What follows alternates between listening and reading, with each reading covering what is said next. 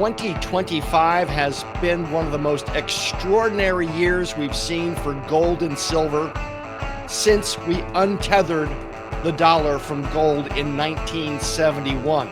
Your dollar will be worth just as much tomorrow as it is today. It's reminiscent of what happened in 1978 and 79, the last time we had a red-hot gold market. And this year has seen extraordinary physical movement of precious metals and demand around the globe.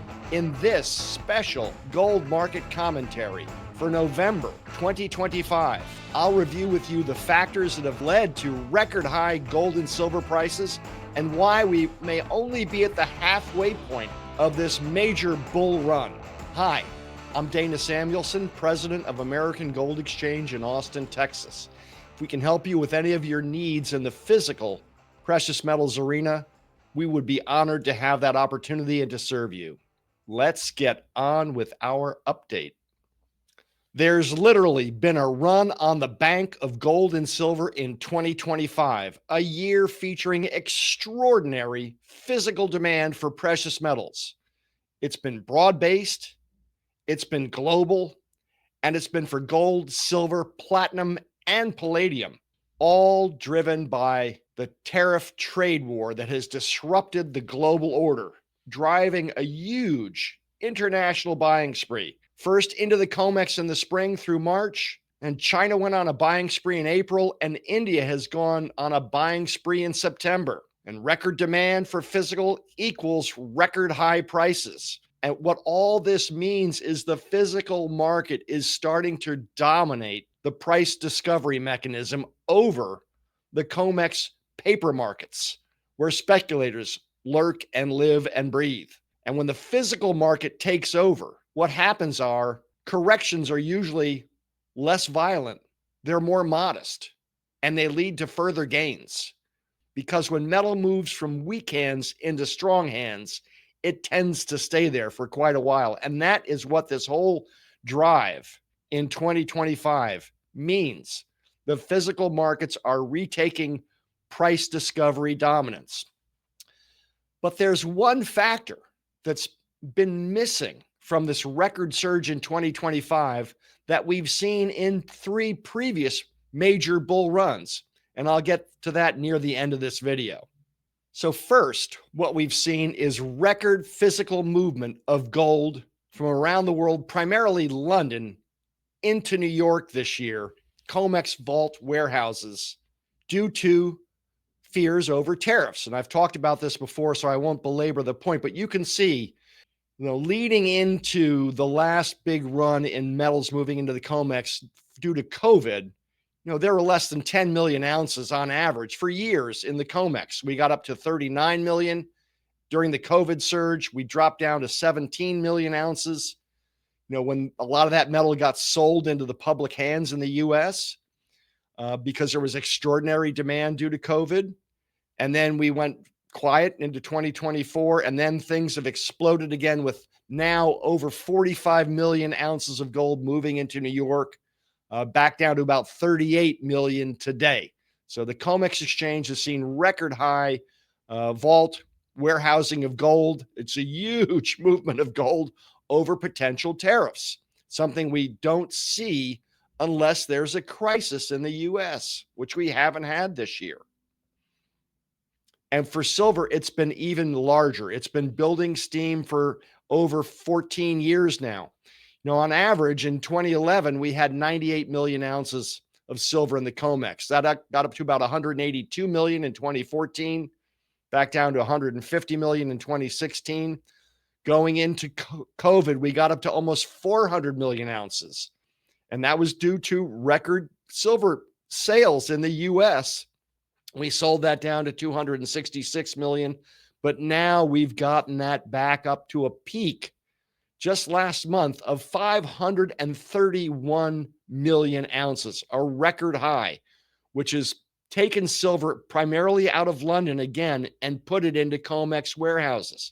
Now, what's a shame about this is we don't have a precious metals culture in this country, but the rest of the world, central banks, investors, And the average public on the street around the world is buying gold hand over fist in 2025. And now we have huge piles of gold and silver in COMEX warehouses. And I truly wish the American public would participate in this rally, because what it's all about is a rejection of the US, the dollar, and our fundamental principles globally, and a rush to safe haven. American investors don't get it because we're insulated, because the dollar is the world's reserve currency. And that tends to protect us from shocks. But if we lose that currency status, owning gold and silver, which is a neutral asset with no counterparty risk, that's immediately liquid and recognized around the world as one of the safest, most trusted forms of money and currency. I truly wish the American public would get on board as an insurance policy for the rest of your finances. That's what gold and silver are, an insurance policy. Having 5 to 10% or more of your assets in gold and silver gives you that hedge. And the rest of the world has been running to it in droves this year, and for reasons we'll get into in just a moment. This is a gold chart from last December through August that shows how gold percolated higher after the November elections. When President Trump took office, we got up to about 2,800. And then we punched a little higher before the reciprocal tariffs were announced. Then they were taken back, but we ratcheted up the tariffs on China because they stood toe to toe with us. And what happened? The Chinese went on a gold buying spree. Because when you tell a country that we're going to tariff you 145%, what we're telling you is we don't want your products. And if you're a Chinese investor, you have stocks to invest in or properties to invest in, both of which have done horribly since COVID, or you have precious metals, which has done well. So the Chinese went on a gold buying spree in April that drove the price up by themselves, primarily from under $3,000 an ounce to $3,400 and $34 an ounce. And then we went sideways into a consolidation phase. But because this was a physical buying spree and not a speculative traders spree in the COMEX exchange, when the market softened, it didn't soften much. And we're in another phase like that right now, where we've had a big run for another big reason. I'll get to that in just a second. And I don't think we're going to have that big of a correction. This is a chart I generated from AI. It's very difficult to get good statistics out of gold imports into China. But this is what AI came up with. But it shows you how big Chinese gold buying was in April compared to January, February. There's no figures for March, May, June, and July, and there are no good figures after July. But this is a reference point for how much gold went into China relative to other months. And that brings us to India, which went on a gold and silver buying spree starting in late August. Why? Because again, we tariffed India 50% over their supporting Russia by buying Russian oil, which is helping Russia finance the war against the Ukraine. So now you've got the most populous nation in the world being tariffed, like the second most populous nation in the world was tariffed in April. And they went on a gold buying spree. That started about August 28th, and the gold price went from under $3,400 to over $4,300, almost $1,000 gain. And they helped to drive this rally, which then became a global precious metals buying spree as the price continued to rise higher.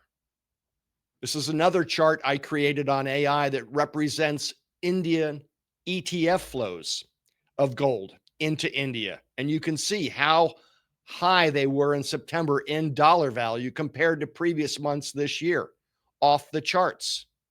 And of course, you're all aware now that Indian silver buying broke the London over-the-counter market October 9th, where Indian demand, primarily in ETFs and physical buying, caused the London over-the-counter market to break. And here is a representation, again from AI, of how many millions of dollars worth of silver went into India over the last 6 months, and how high September is relative to other months.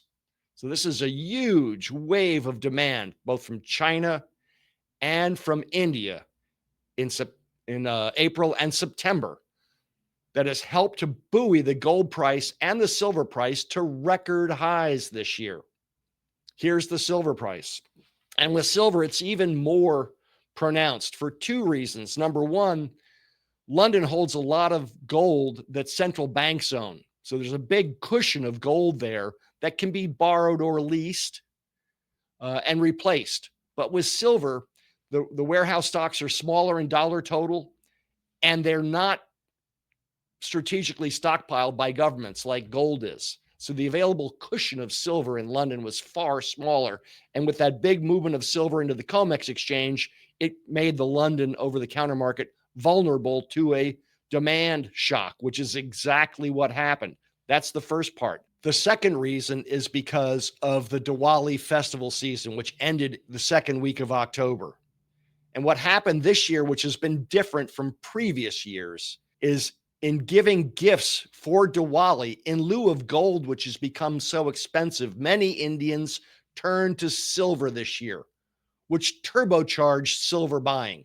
So not only are ETFs, investment buyers, buying silver and gold, the public is buying silver in huge waves that we've never seen before. An Indian influencer with over 3 million listeners was telling the populace in India this year to buy silver instead. And he helped to turbocharge this whole silver demand, which got turbocharged, taking silver from under $39 an ounce to over $54 an ounce at the peak. And you can see on the chart where I've indicated where the London over-the-counter market broke, silver spiked another 10%. Up to 54.20, and how this market has eased on the back of Diwali festival season easing. And now we're in a corrective phase. But the Trump tariff started it, and then the Diwali festival season turbocharged it, both for gold and silver. And what we have around the world this year that we haven't had in the past are global gold and silver ETFs, where citizens from around the world can buy gold and silver on paper, which are backed by physical. And we're seeing ETF inflows at record rates this year because of the ease of trading gold and silver on paper. But there's nothing like having physical gold and silver in your hands. And that's what the most populous nation in the world turned to this year, primarily in silver. When you look at gold price appreciation over the last 15 years in all major currencies, the US dollar, Australian dollar, Canadian dollar, Swiss franc, the Chinese yuan, euro, British pound, Indian rupee, and the Japanese yen, you can see that on average, gold has gained, except for the dollar at 9.8%, over 10% a year. Oh, and again, except for Swiss francs.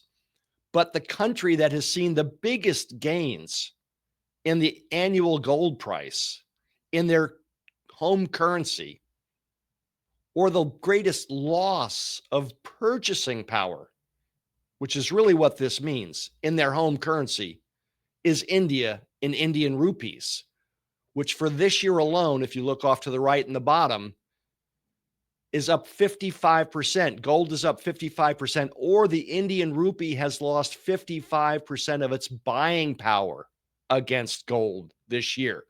Gold is just a rock. It doesn't offer a yield or a dividend. And what happens is when the gold price goes up, it really means that your currency, your fiat currency that is backed by nothing, has less and less purchasing power against one of the most trusted forms of currency in the world, gold. And second to India in loss of purchasing power relative to gold is the US dollar at 51%. Here's the same graphic in silver, showing again the Indian rupee in 2025 alone has lost 68% of its purchasing power in silver. Or if you're an Indian investor, you're up 68% if you bought silver in rupees earlier this year. And again, leading the pack second only to the dollar, which is down 63% in purchasing power relative to silver. And across the board, gains are 10% or more average over the last 15 years. This graphic, which we just got from the World Gold Council a day ago, shows how much coin and bar demand there has been both in China and India, the two most populous nations with tremendous precious metals cultures. So far this year, China has imported 313 tons of gold, and India's imported 184 tons of gold for a total of 497 tons in coin and bar form. The whole world combined has taken in 946 tons. And with India and China alone at almost 500 tons, they're more than half of what the rest of the world has taken in.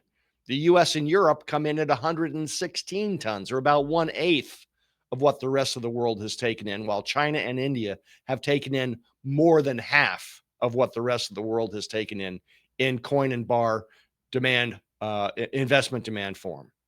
That shows you how strong their precious metals cultures are. And we don't have that same culture in the US. So that brings me to what is missing in this rally that we've seen in the three previous major bull runs. The first being in the late 70s. Well, what happened in the late 70s? We had inflation running rampant in the US. We had interest rates peaking at 18% when inflation was peaking at 15%. We had oil shocks, 1978 and 79. And we had hostages in Iran. 50 of them were taken over by Iranian students for 444 days, which led to a crisis of confidence in US global leadership when we couldn't get our hostages out. And this helped to turbocharge the gold price between 1978 and 1979 to record highs, a crisis of confidence and an economic shock in the US. This is a chart of gold from 1970 to 1980 on the way up, and then we consolidated. Between 70 and 75, gold went up 5 times from $40 an ounce to 200. Then we went into a corrective mode and dropped about 50% down to 100. And then we turbocharged from about $100 an ounce all the way to $850 between 1976 and 1980, up 8 times. And most of that gain came during 1979 when we had a crisis of confidence in the US. I remember it. I was in college at that point in time. And my brother was already in the precious metals business, which is how I got my start. So we were watching it and talking about it while I was finishing my college years. Then what did we have? Well, we had the Great Recession, 2008 to 2009, which led to QE1, 2, 3, global debt explosion. Gold went from under $800 an ounce to almost $1,900 an ounce on a US economic and global economic crisis. Then we settled back down, and then, of course, COVID hit. Gold went from $1,500 or thereabouts to over $2,000 an ounce, and we had a global crisis due to COVID. And this chart is a representation of what happened during those two previous crises during the 21st century, the great financial crisis and COVID. And now look at how high gold has spiked from under $2,100 an ounce to as high as almost $4,400 an ounce. And we are lacking any kind of a crisis in the US. But the disruptive trade policies that the tariffs have brought around the world have driven the rest of the world into a precious metals buying spree while the US economy remains fairly healthy.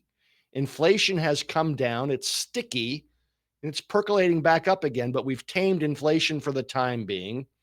And our stock markets are setting record highs. So we've got a record high run in precious metals that does not have concurrent to it any kind of a US crisis of either a crisis of confidence or an economic crisis, which is the common denominating factor of the three major previous bull runs, which begs the question, what will these markets do when there already is a global clamoring for physical precious metals? What will these markets do if we get the same kind of a situation in the US? I'm not saying that's going to happen, but if it does happen, that's when this market gets truly turbocharged a lot higher. And what's already happening? Well, we're seeing a rejection of US debt, US treasuries. And with the rising gold price, foreign central banks now hold more gold than they hold equivalent dollar value in US treasuries, something we haven't seen since the 90s. And why? Well, we all know about our record debt, which is now 38 trillion. And the fact that we cannot govern ourselves properly, we're now in the fifth government shutdown, which is an episode. It's going to pass. But how do we look to the rest of the world? We're increasingly divided and we can't function. And we're the world's leading economy.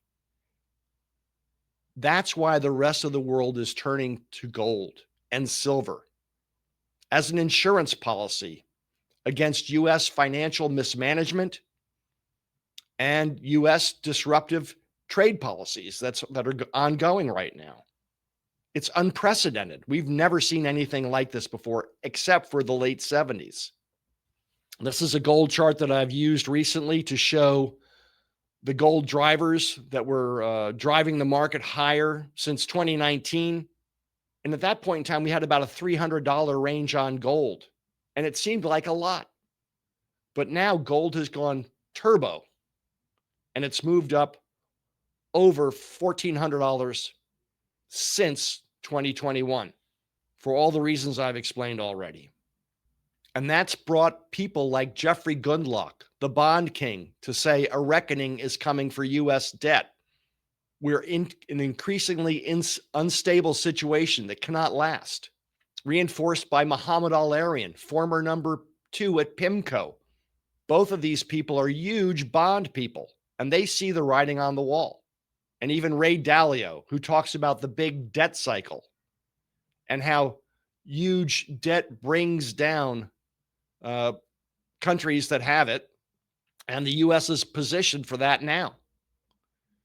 This is a post he had on X on October 16th. I'm going to read it because it's really important for U.S. investors to hear this. Gold occupies a unique place in the portfolios of investors and central bankers because it is the most universally accepted non-fiat currency-based medium of exchange and storehold of wealth. It is a good diversifier to other assets and currencies in these portfolios. Unlike fiat currency debt, it doesn't have the same inherent credit and devaluation risks. In fact, it diversifies against them because when they are doing the worst, gold does best, acting almost like an insurance policy within a diversified portfolio. And that is truly what I wish most Americans would understand. How gold offers you a financial insurance policy against economic uncertainty. We've seen it during the great financial crisis. We saw it again during COVID. And what happens if we have a debt problem, a real debt problem, which we haven't had yet in the US? That's when these markets get turbocharged for gold and silver. This is a line of Australian buyers lined up outside of ABC Bullion in Australia a week or two ago during the height of the run. Australia. This isn't China or India. It is Australia. And they're cleaning out the shelves. And this is representative of what was happening around the world in Europe and in Asia during the run that we've just been going through. And now we've got a bit of a truce in the ongoing trade wars, which is what they are, trade wars, that the tariffs that President Trump has introduced to the world have brought. So we're going to get a bit of a respite in the meantime, which is going to give us a time to buy precious metals before they take off again. We're in a consolidation phase now, which is going to create a pretty good buying opportunity. But it won't last, and it'll probably be pretty short and pretty shallow, which is what happens when the physical market dominates. You don't get the big price corrections you get when speculators are dominating the market.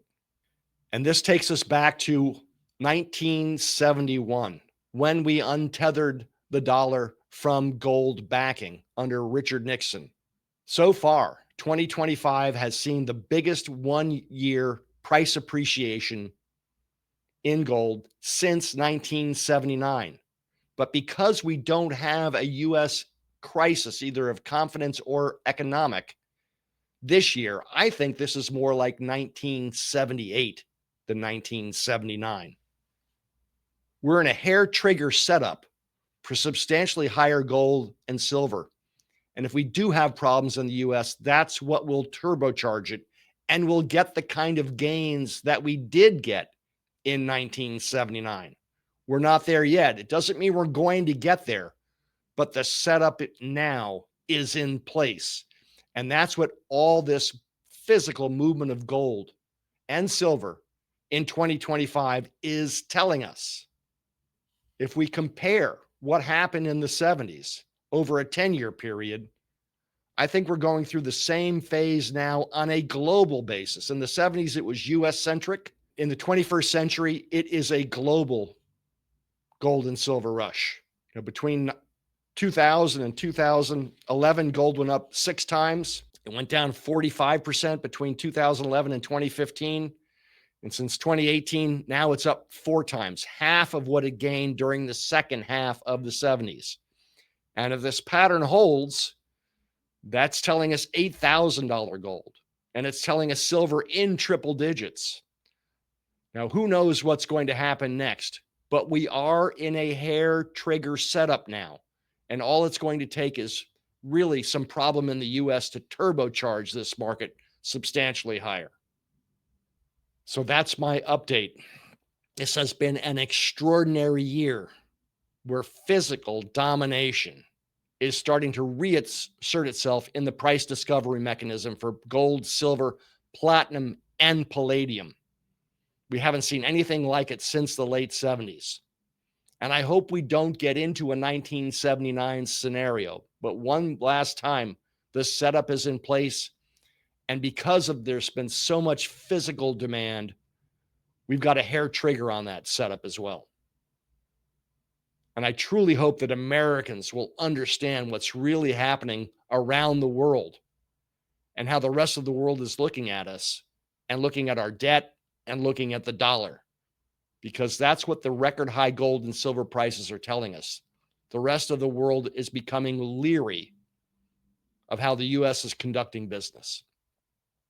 So thank you so much for your time. Have a great day.